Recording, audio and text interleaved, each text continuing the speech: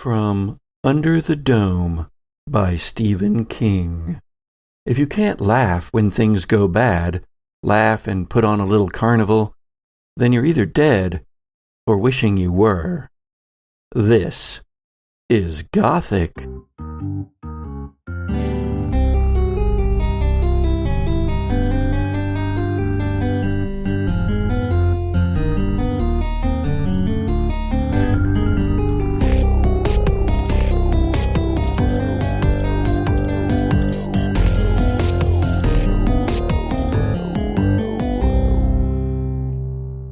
The Gothic Podcast is a horror and humor actual play audio drama.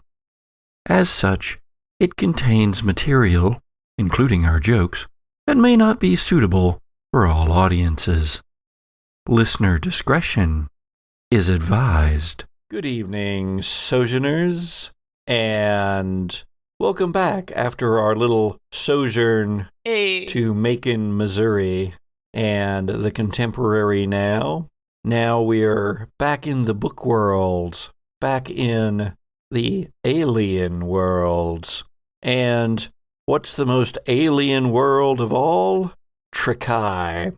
There, spinning around its bright sun, its varying layers and levels, like a Fabergé egg floating there in space, covered with jungles and snowfields, and temperate waterfalls, and rainforests, and other types of geography and climate.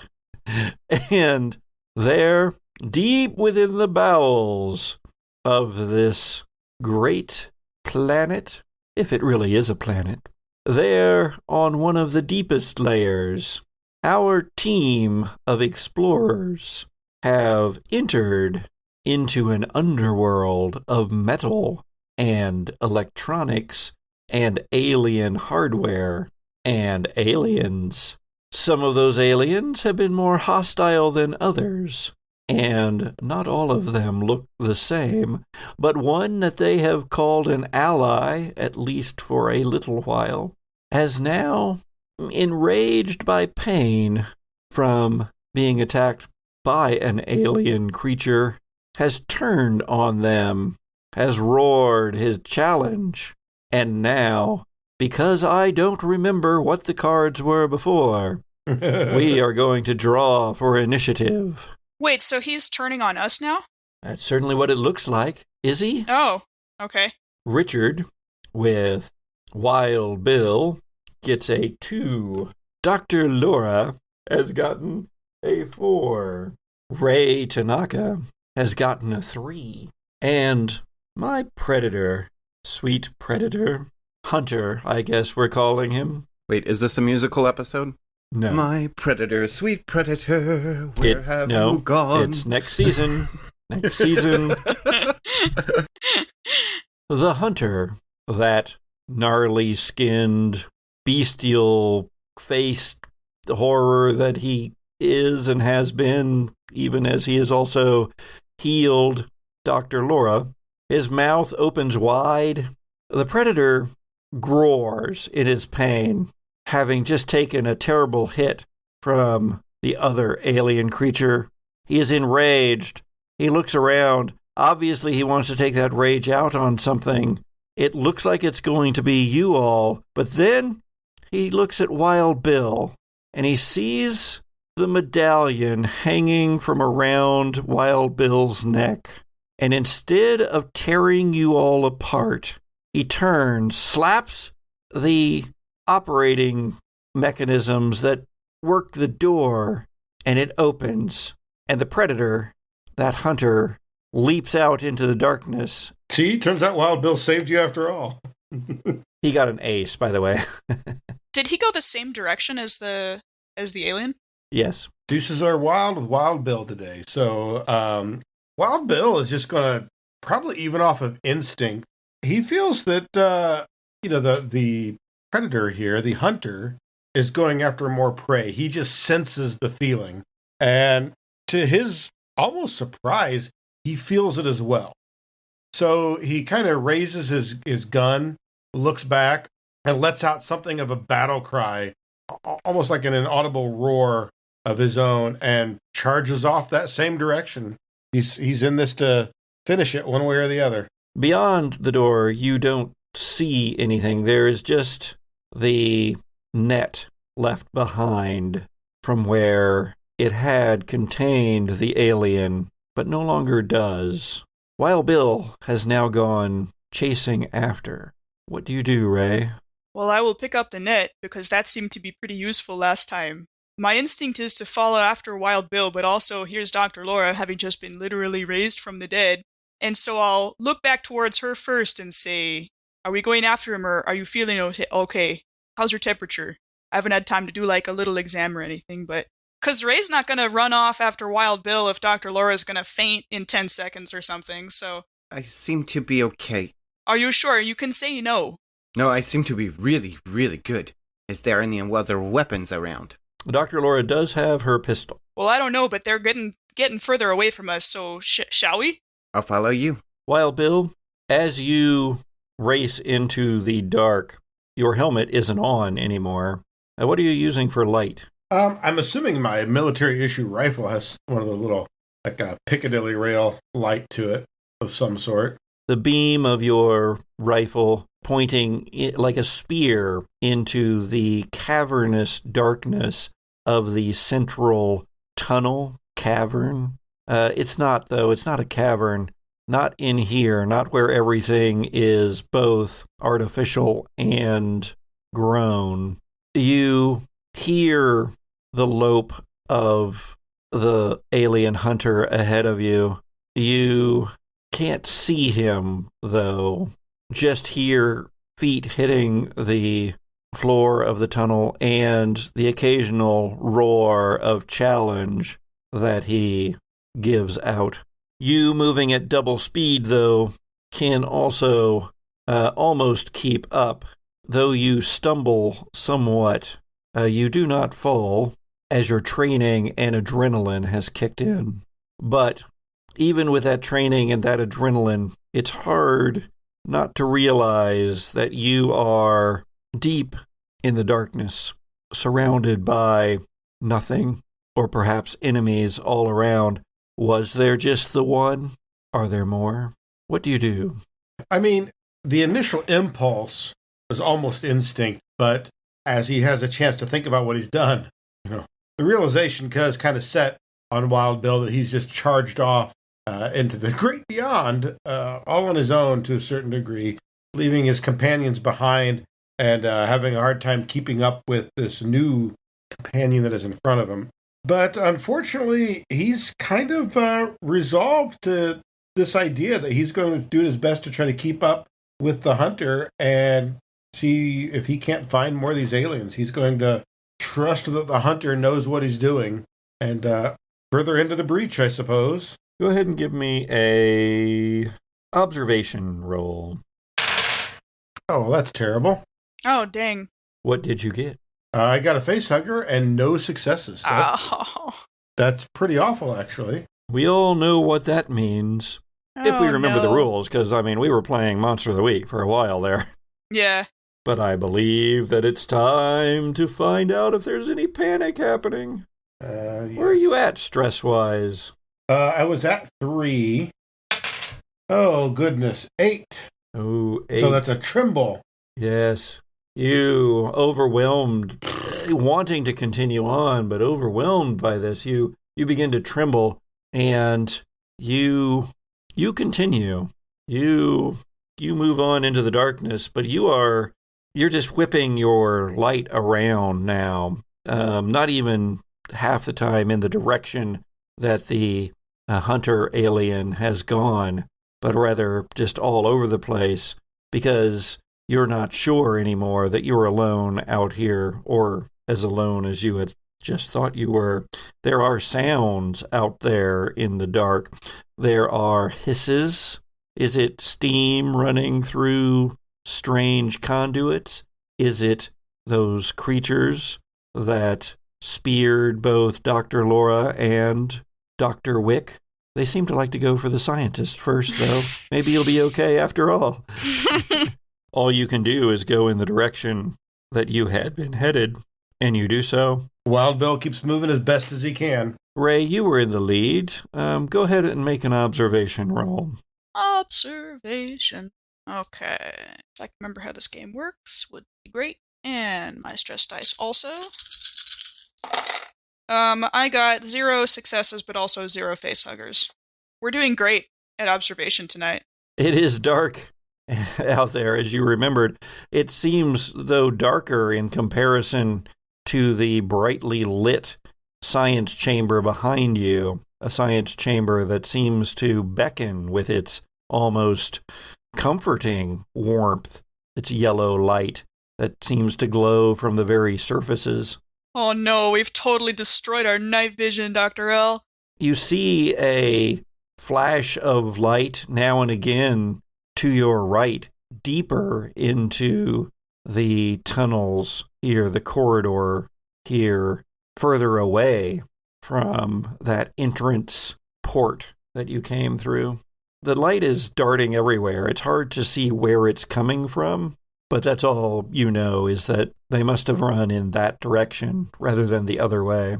I will continue to follow in the direction that I think that they've probably gone in, trying to use my best guess. All right.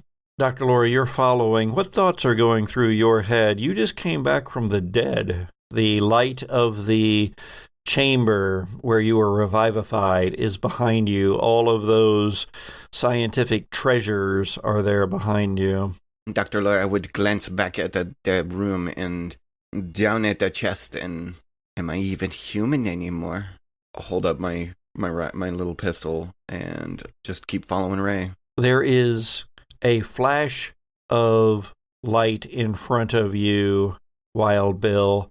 It is off to the right because the corridor splits here. It lessens in size as it splits from the colossal to the merely massive, as it seems to turn and go down both to the left and right. But you do see those flashes of light off to your right, and you do hear the notable whoosh. Oh, somebody's paging me, sorry. The hunter's weapon. Then, doing his best to muster his tremble and his panic, off to the right, I dash as quick as I can. I mean, this is the point in the movie where everybody's screaming at him to stop and not go. Yeah. No, the audience is just like, what are you doing, stupid? But he's doing it. It is steeper here. You stumble and slide. Give me a mobility just to be on. You're not in good shape at the moment. You're trembling. You're shaking. You're still determined to go forward. But okay, that is agility, so I got to take the -2. Oh, looky there. That is 3 successes. Nice. Do you want any stunts to go with that? Mostly I want it to look cool. You can impress someone, although it's mostly you. You could get a +1 to a later related roll, or you could give 1/6 to someone in a similar situation, although you have to explain how all of these things would work. As Wild Bill starts to go down, instead of trying to climb down, he just lets go and tries to work with the slide. You know, he's no longer trying to make his way down in a stair-stepping manner or a sidestepping manner. Just going straight at the slide, right on the backside, just riding it out and doing his best to keep his rifle up in position. So what I'm going to end up with, since I have 2 stunts, he's going to take the +1 to another roll, as well as just making it look cool. So as he approaches the bottom, he's very almost proud of himself as he gets to the spot where he lets the momentum of the slide, as his feet finally touch, kind of stand him back up into a really cool looking pose with the rifle at the shoulder and at the ready. And all he can think of is, come on, you got to be kidding. And nobody was here to see that? Oh, someone was. Oh, no. Oh, no. But before we get to that, you come to it's hard to say, a fork in the road, Ray. because these are forks on a colossal scale, but the tunnel splits, goes to the left and right. Now, since you, the player, know which way young Wild Bill went, I'm going to have you roll randomly, especially because of your previous observation score. I'm going to have you roll randomly to see which direction Ray would choose. As opposed to my very controlled rolls, which I definitely know the answer to. So what do you want, like odds I go left, evens I go right, something like that? That sounds fine by me. Come on, Ray. Odds I go left. Okay. You go left, Ray, followed by Dr. Laura close behind. You see ahead of you a small fire, actually, burning in the wall of the corridor. It's 100 yards ahead of you or so, and it's as the corridor goes downward. Off to the right is another side corridor that appears to maybe cut across to the other tunnel, because it wasn't a sharp division. It was more of a Y shape than it was a T or anything. Mm-hmm. So if it makes sense, you've got this Y, and then you've got a tunnel, a corridor, maybe an access corridor of some sort, that connects the two crosswise. Yes, that imagery that you have just held your fingers up in is correct. And you don't think anything of that yourself, but Wild Bill, as you slide down the very cool way down the tunnel that you're going down, you see the reflective mucusy substance coating the walls, and you slide past the cross tunnel down which you see a glimmer of fire, perhaps leftovers from a rocket burst, but down the other corridor, not the one you're in. No, Wild Bill, you have slid down with impeccable precision and ease into a chamber with a low ground fog covering it. Oh, no. And sticking up through that ground fog are the rounded shapes of eggs, pods, so many that are just there, rising slight hemispherical above this low fog that's about at your knees. And so these things must be maybe 2 feet tall, but not egg-like so much as plant-like. They have a kind of a greenish-brown mottled surface with almost vines or root-like systems, veins maybe, running around the edges. All sounds terrible, every bit. You look around, your light casting a glow off of the fog. Ray, down the other corridor, you come closer to the fire. Do you want to pass it by? Do you want to investigate? What do you want to do? How big is it, and does it look like? I imagine fire's pretty alarming in space, because you don't have anywhere to go if it starts overtaking you. So in space, no one has a fire department. Yeah, exactly. So I feel like my first instinct would be to stop and try to put it out. But is it like covering the entire width of the corridor, or is it just like a panel is on fire? It looks like it started on your far left wall, as if, and it's blackened all around it, as if the fire was much larger a few moments ago, but has gone down considerably. And even as you watch, it begins to flicker, and the mucusy moistness of the walls here seems to dampen it quite a bit. I'll just lift my boot and pat it a few times and make sure it goes out properly, because you can't trust fire. Your boot comes away with some of that mucus on it. That's just... I wipe it on the fire. Yeah, no, but it looks like does it look like it was from weapons damage? Do I have to do an investigation? You've seen the blast from his shoulder-mounted weapon, and this looks very similar to that. Oh, hey, Dr. Laura, so let's not get accidentally in front of this guy.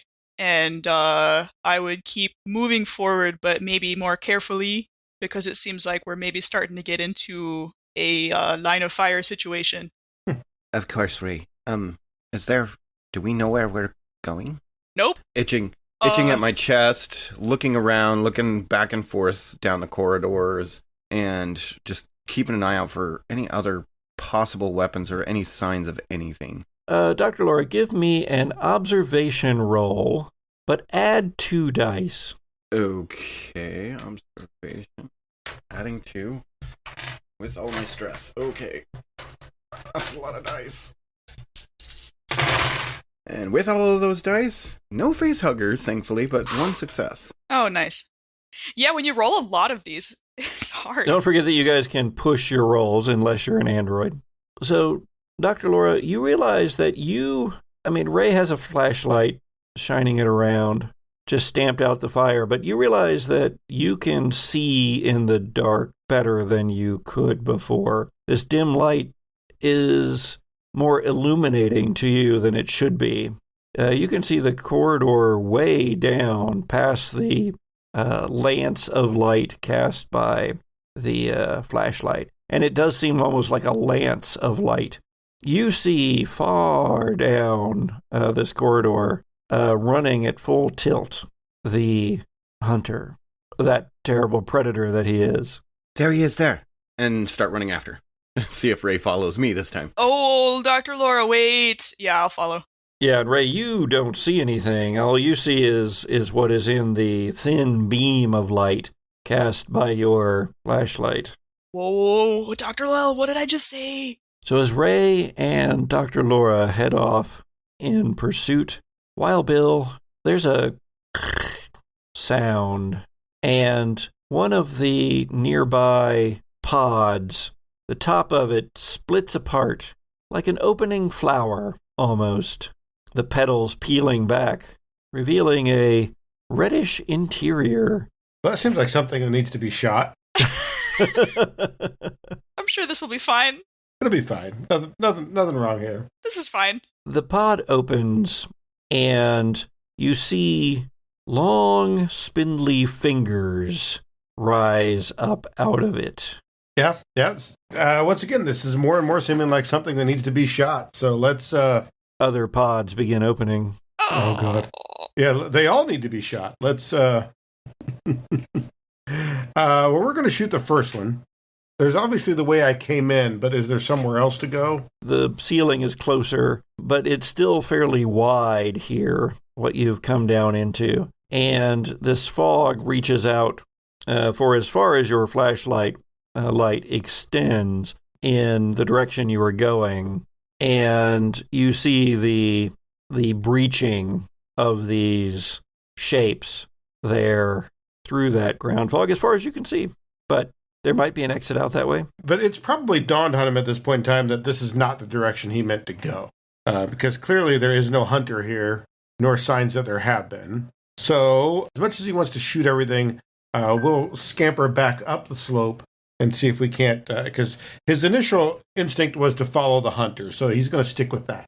Whatever direction he thinks the hunter is where he's going. And that means back up the slope. I will need a mobility for you to go back up that slope, but remember you have that +1 for that. I do. Give me a second.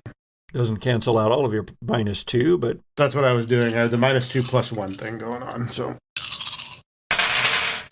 Oh, goodness. Well, good news, bad news. The good news is that's 3 successes. Wow. The bad news is there is a face hugger in there. So 2 out of 3 rolls there at the face hugger.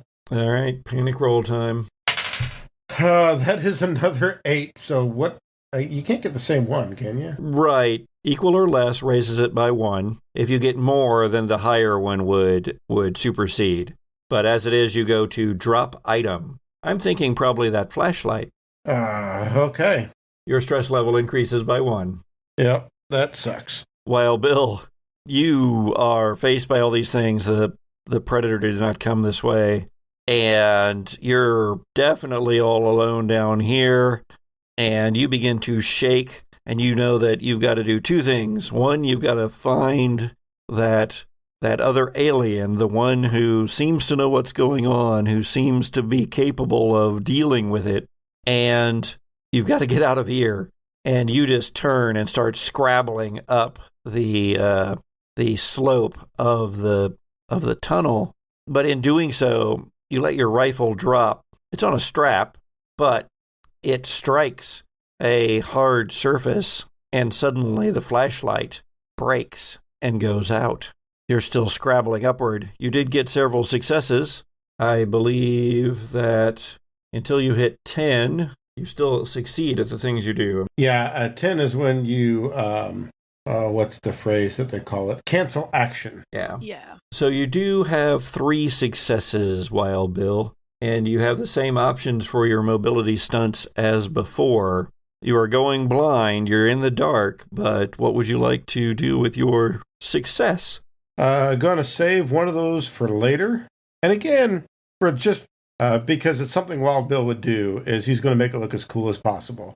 So even as the flashlight goes flying, he has that look on his face like, I meant to do that. You scramble upward and into that cross tunnel.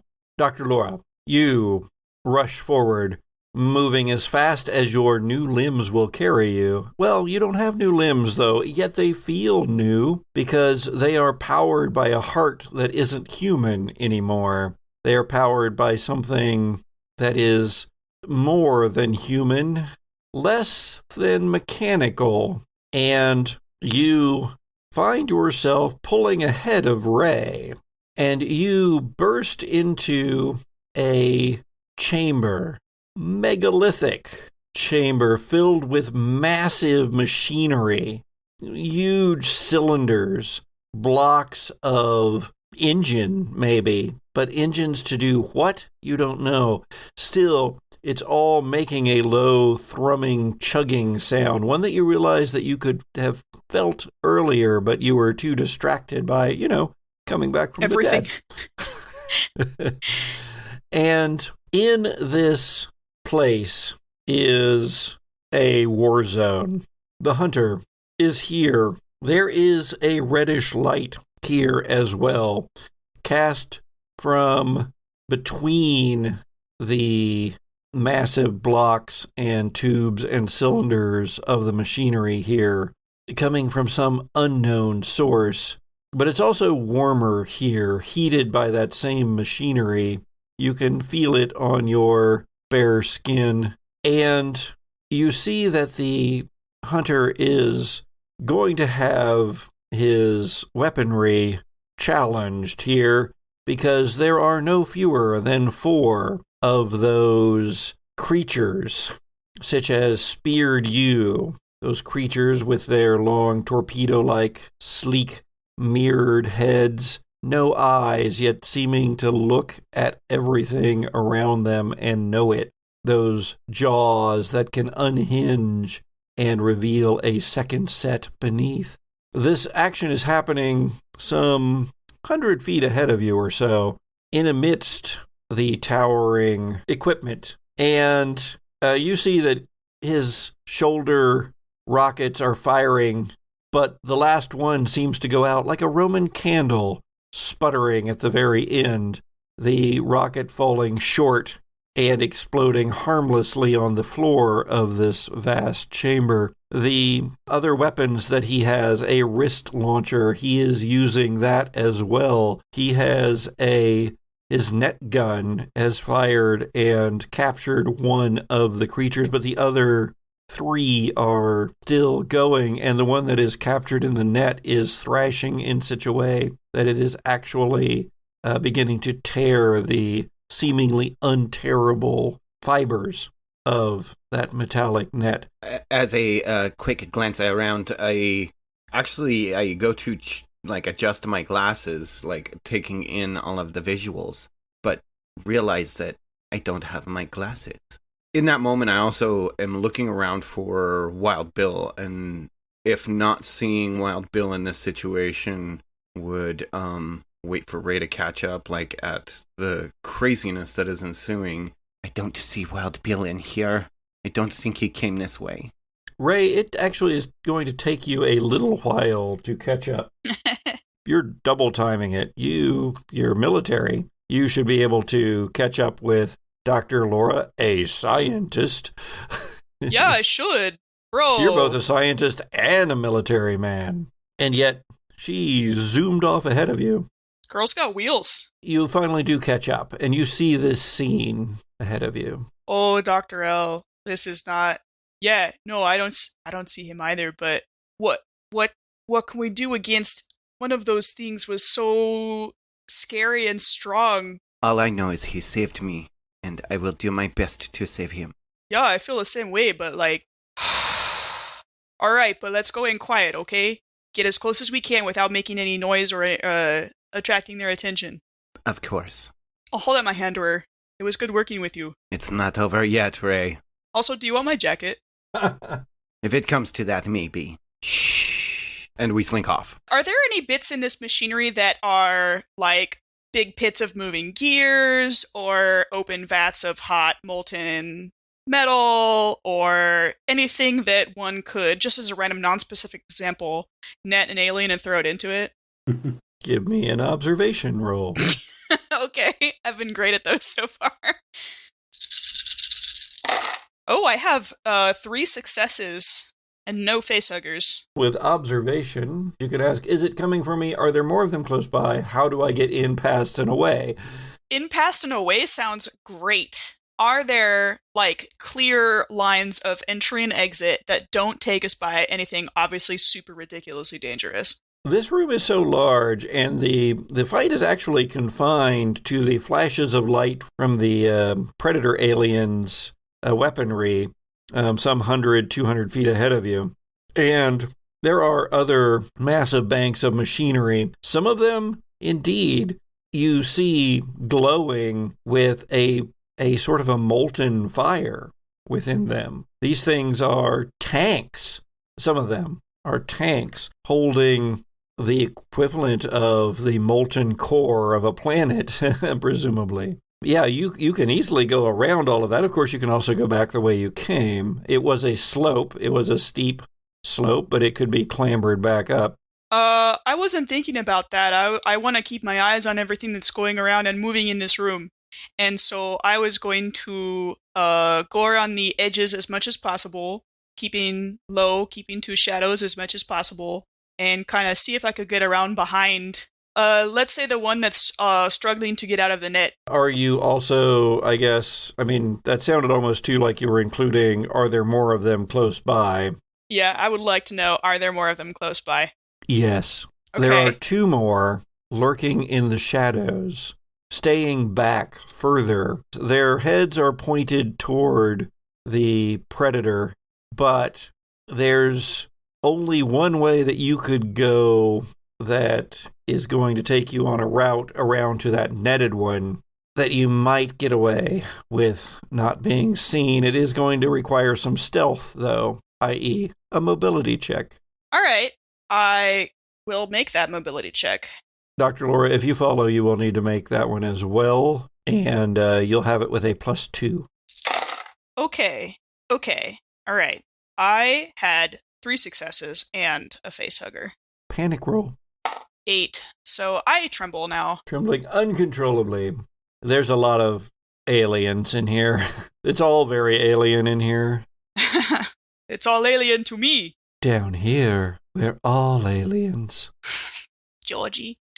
Even possibly Dr. Laura. Most definitely.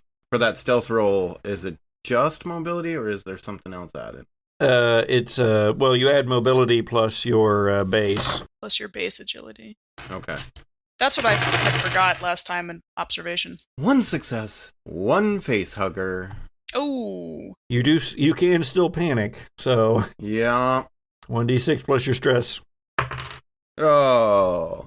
Oh no. That is 9. 9. Drop item. Oh no. What do you even have? Oh, your pistol. Oh no! Dr. Laura, you're going to drop something. You're going to drop your pistol. So you're both doing okay here. You are stealthing along. I mean, I've got to roll my observation checks for that one alien that might spot you. So first of all, I'm going to roll the observation. That's a great question. If she drops something, but she succeeded on her stealth roll. It falls into an organic patch of... I was going to say, I think I got a lot of success. I could catch it. He doesn't actually have a great observation, given that he's a frickin' stalker.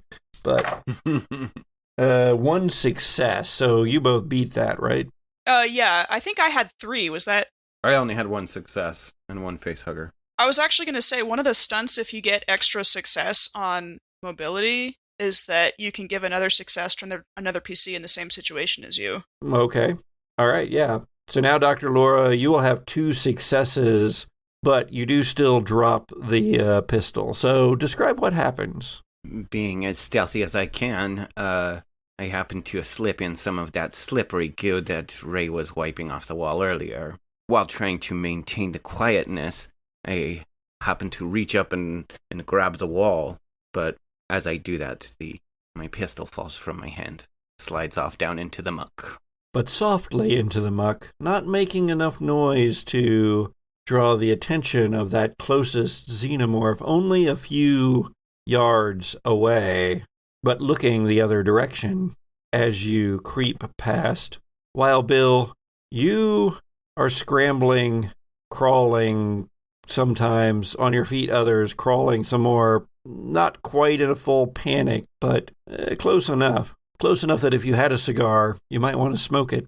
You feel something like a hand on your leg, and you look back, and there's still a slight bit of fire left that Ray didn't get stamped out, and you see this thing. It's like a crab, or worse, really. It's like a hand with a face, and it's on your leg, Wild Bill. It's climbing up your leg toward you, and you, I fear, suffer a +1 stress level and must make an immediate panic roll. Oh, no. All right. And not the time to get a 6. No, that's bad, actually. Yeah. So it doesn't matter. I can't do anything anyway, because that is freeze. Oh, no. You are frozen there, Wild Bill. It's all finally become so much. You thought you had it in you. You thought you were the big, tough, cowboy hat wearing super marine. You know, you talked the talk, but here, when it comes down to it, you just can't. Stress level increases by 1. Oh, no. What are you at? So many. So that's 6, I guess. Yep. Holy crikey. Okay. And it continues up your leg because it gets 2 actions. Oh. And this thing crawls up your leg, up your chest, and then it almost kind of rears back, knowing that there's nothing you can do. You see in the palm of that long, spindly fingered hand, you see a sucker-like pouch open, a proboscis almost extrude from it, and then it launches itself at your face. In this next roll, all I need is 1 success, and it has you in its embrace. Oh, no. 1 success. Oh, no. The facehugger does as its name implies. It wraps around Wild Bill's head. That proboscis forces open Wild Bill's mouth, and it holds you close in a warm embrace, Wild Bill, and you feel dark peace settle over you, and you slump to the floor of the cross corridor. I'd say something, but, I really can't. The only sound, the squawk of your radio, as it says, "Wait, team, this is Commander Kaje. We are here for your extrication. Do you read? Over." Oh, no. Of course, Wild Bill cannot answer. Back in the machinery room, the xenomorphs make their attacks now. There's really little hope for the Predator. They've been moving in on him not like they are scared, but like they are cats playing with a mouse, and they attack. Oh, this isn't going to be pretty, is it? One of the aliens, of course, struggles within its net, the one that Ray and Dr. Laura are getting close to. The other 3 that are closest to your friend, they leap in, and those inner jaws open, and out comes that darting, dagger-like inner jaw, and it pierces the poor predator's shoulder as he manages to curve just far enough out of the way for avoiding a headshot. Unfortunately, that gets him right into the path of the second one of the xenomorphs, and that one does the exact same thing, and its jaws open wide, and then that inner spear of a mouth bursts through the predator's head. The 2 that are watching, one of them does nothing, just sits there clutching the side of a tank. They're like a lizard, almost, like a chameleon or an iguana or something, just attached to the side of the tank, almost seeming to grin, while the other one leaps forward and lifts the body of the predator high, lifting the hunter, now the prey, high above its own head, and it shakes the alien and then throws it, what's left of it, against a tank. Dr. Laura, you're sneaking up on the netted one, which is perhaps 20 feet away from where the main action is happening. Now, the closest alien to you is unfortunately also the one that just continued watching. Pick up my weapon, and then I will reach into a little pocket in the... Roll an observation check to find it. Observation. No face huggers. 1, 2, 3, 4, 5, 6, 7, 8 successes. 8 What? successes? How many dice did you just roll? Well, okay, my wits is 5, my observation is 3, and I'm at a 5 of panic. Dang. Jesus. Holy crap. Or 5 on my stress. Well, you definitely spot your pistol. Take note, y'all. This is the best roll we will have in this game. Oh, man. I'm going to give you 8 observations out the wazoo here. So, 8. Easy crazy. You see everything. Yeah, everything goes into slow motion. You see what every alien is doing. You see the last pulsing heartbeats of the alien that had saved you. You see each drip of drool from the maws of the things that are killing it. You see your pistol. You see Ray. You hear Ray's heartbeat. You hear Ray's breath. You hear somewhere far behind you the crackle of a radio that says, Commander Kaje, we are ready to extricate you from this situation. Please respond. But it's not coming from your comms. Apparently you're deeper into the corridors of Tricae than the other radio. It must be Wild Bill's. Oh, excellent. Well then, hearing that, the attention immediately goes there. We haven't been noticed that I have seen, and Dr. Lara would just grab onto Ray. Trust me, they're coming to get us. And drag Ray along by the arm, assisting with movement as much as I can, back toward the way we came, where I heard that radio call coming from. Okay, Ray, what do you want to do? Go along. Okay. Well, you're unfortunately going to have to pass that xenomorph again, so I need a mobility check from you. Yes, and I have a -2. Wait. Wasn't ready. Yeah, y'all, I have 1 success, but 2 face huggers. Well, 1 face hugger, 2 face huggers, doesn't matter. It's still a it's still a panic roll. Okay, panic. It's 8 again, so that bumps me up to a 9, doesn't it? Yep, moves up to a 9. You get to drop something. A weapon or other important item. And your stress level goes up. Oh, yes. You have a lot of things, so what do you think makes sense in this situation? Well, Well, the last thing I picked up was a net. Yeah, I mean, with your first aid kit, your gun, I don't have a everything gun. else, it's just, you don't have a gun? I don't have a gun. I thought you had a gun. I do not. Why don't you have a gun? You're a Marine. Why don't you have a gun? I'm a medic. Yeah, but you're a Marine. Why don't you have a gun? Yeah, but it doesn't come... Medic doesn't come with a gun. Weird. Okay. I also have, like, a personal thing. Like, I know how to use them and all, but, like, it's just like, I don't know, man. Okay. I love it. Describe to me, Ray, what this looks like. Dr. Laura is acting very proficient, very physically capable.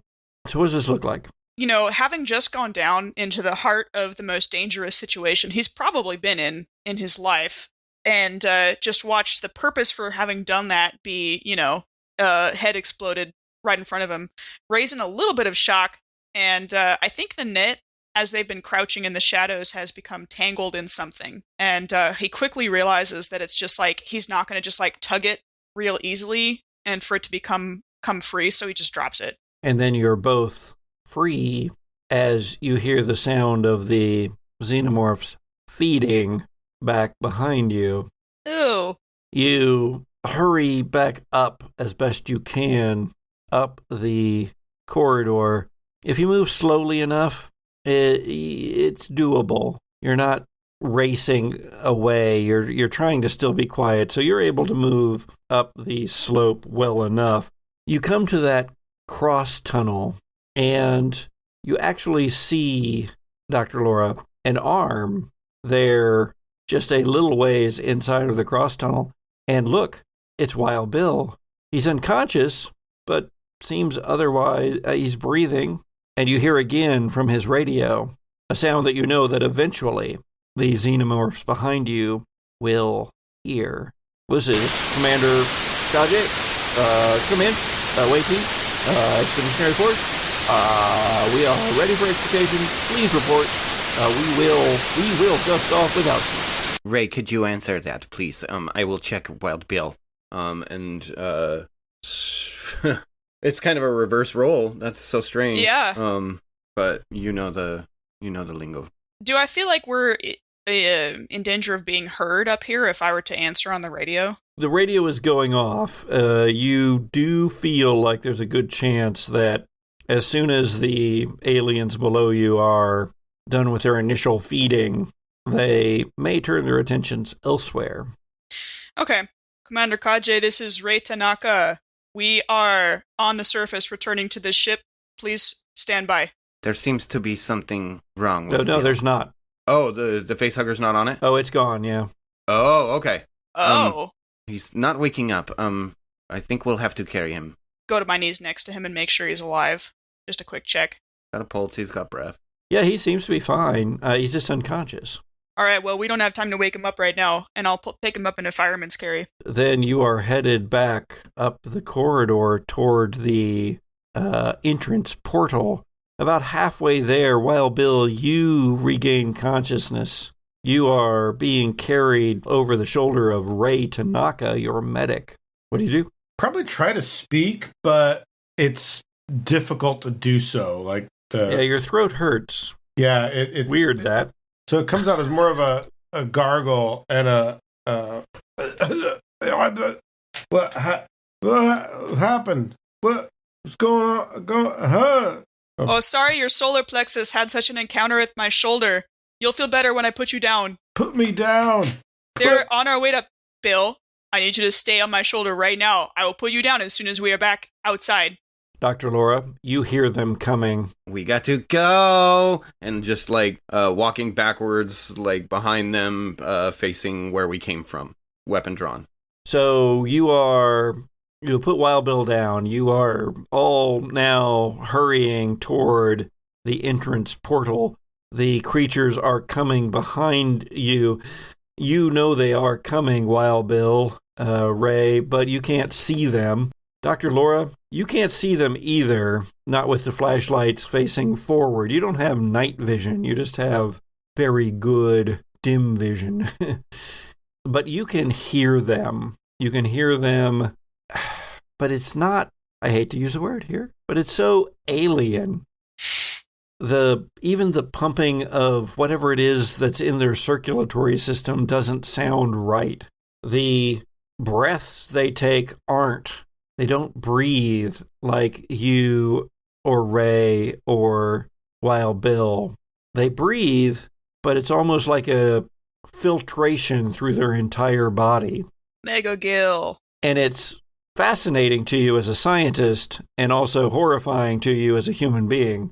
You make it to the portal, which is some 100 foot above you. There are ropes hanging down. What do you do? Right.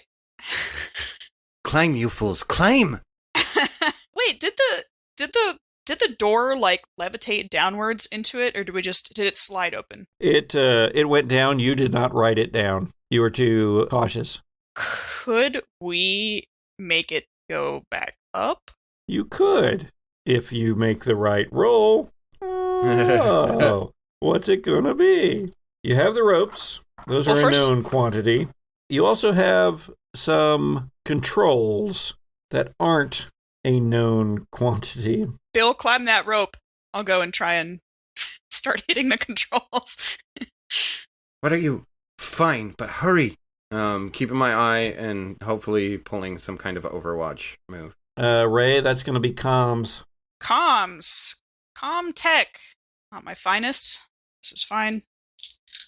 It's fine. It's all fine. Everything's this is fine. Okay. This is fine.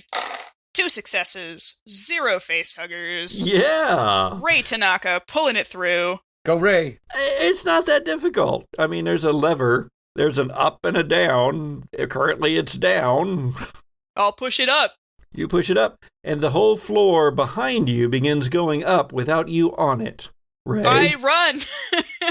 All right. Even as the xenomorph, you can see them now crawling, running along all surfaces, not just the floor, but the walls and the ceiling too, running toward you. Dr.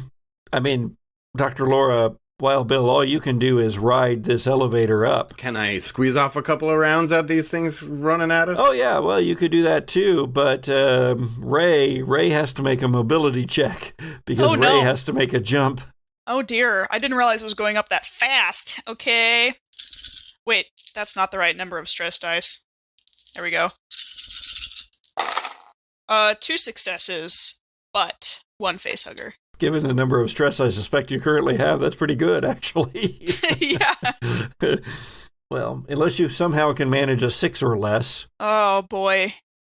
What'd you roll? It's a 10, which means freeze. Ray freezes. Oh, yikers. I also increase all of y'all's stress, by the way. Sorry. And my own. Wild Bill, Dr. Laura, you are ascending. You see the xenomorphs coming. You have your weapons in hand. You are about to shoot, but you also see Ray turn away from the controls. Ray also sees all of the aliens, the xenomorphs coming, and it's just too much for Ray. Ray freezes there, one hand still on the controls of the elevator. Wild Bill, what do you do? Wild Bill is still trying to gather himself. I mean, he's pretty messed up here. So, he's having trouble even standing. Can't hardly talk. Really isn't for certain what's going on. Like, he's pretty out of it. So he's doing a lot of flailing around, trying to get his bearings and not really succeeding. Mood. As far as he's concerned, he thought he died. So that's all he remembers is dying, and now all of this is going on. So he it's not computing. It's not like his mind is broken to a certain degree here. So not a lot he can do at the moment. All right, Dr. Laura. The ropes that were dangling, are they near? Yeah, they're pooling on the elevator as it goes up. I want to grab one and just huck it towards Ray and scream, "Grab the rope!" And then plant myself and Bill, help. And hopefully we can get a last chance, like... Roll command. Command? If you don't have command, then it's based off of empathy. 2 successes. Facehuggers? No facehuggers. It is Jesse's night to roll. Yeah, I guess. I got facehuggers earlier. That's true. Yeah, so you break Ray out of the freeze. So Ray, you hear Dr. Laura's voice and you realize, something about it, all the things that Dr. Laura died, and yet here she is, back. Yeah, dude, that's crazy. You become aware again. You can act, and a rope has now hit you in the shoulder. I grab it, I start climbing. How many successes did you roll, Jesse? On the last roll, I rolled 2. Given that, I would say that you could use that extra one as a stunt to get Wild Bill to help you help Ray. Help me help Ray. Bill, I'd like to think I can handle this myself, but I could really use your help. Snap out of it, Wild Bill. Bill will try. Your big arm muscles will be really important. But he's kind of running on autopilot at this point. He's doing what he's told. So he'll give it a shot. +2 dice, Ray. Okay. Mobility. All right. I rolled 3 successes. However, there is one facehugger. See where we panic at. I have so many stress levels. It's another 10. Goes up 1. But that goes up 1. Now, 11 is seek cover. You are allowed to make a retreat roll. Must use next action to escape danger and find a safe spot. I'm gonna make an argument here. The safest place to go is up the rope. That's true. Your stress level is decreased by 1. But everyone else gets increased by 1. But everybody else's get increased by 1. Oh, Jesus. Okay. But yeah, the safest place is up the rope. I'm absolutely with that. I'm freaking out. I slide back down the rope a little bit, but a hiss from one of those things sends me scuttling back up, just, probably faster than any time that I ever set as my personal record in boot camp, and get up to the edge of the platform, grab onto it, and kind of, elbow over it like I'm coming out of a pool, and that is the safe space that I have bolted to. As the elevator rises, it's about halfway up. There are 6 of these xenomorphs. 1 terribly injured, but they're coming for you. They're almost to where they could leap for the elevator from the walls or the ceiling. But then, fire from up above. As Jin Kaje, your commander, and his rescue marines arrayed around the entrance of the tunnels below begin firing at the creatures as you rise. And then there is a clunk as the elevator closes off the lower tunnels. Kaje comes up to Wild Bill and goes, "Thought we'd lost you there." Oh no! I thought you had 2, Captain. Things got dark. That's all right. We're headed somewhere real peaceful now. That's good news. Where are we going? Gonna get off this rock and go to a place called Wednesday Station. And we'll find out what happens next time on the Gothic Podcast. Oh my God. The Gothic Podcast is a humor and horror actual play podcast produced by C. Patrick Neagle, starring C. Patrick Neagle, Sharon Gollery-LaFournese, Jesse Baldwin, and Richard Southard. Season 3 of the Gothic Podcast uses rules from the Alien RPG, produced by Free League Publishing, and Monster of the Week, written by Michael Sands and published by Evil Hat Productions. Theme music is by Zoe Hovland, and original artwork by Jared George Art. If you enjoy the Gothic Podcast, please like, rate, and review us on iTunes. Visit our Twitter, Facebook, and Instagram feeds, and check out our Patreon page. Thanks.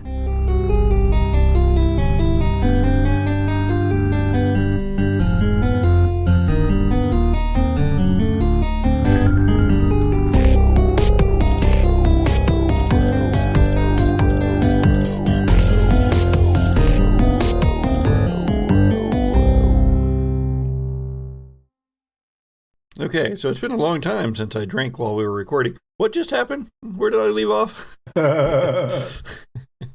I return to my regularly scheduled, calm, collected self My narrator voice lulling you across the bandwidth. Oh, yes. That eternal nighttime lullaby of Patrick describing all the ways in which our characters are going to die horribly with our chests bursted open.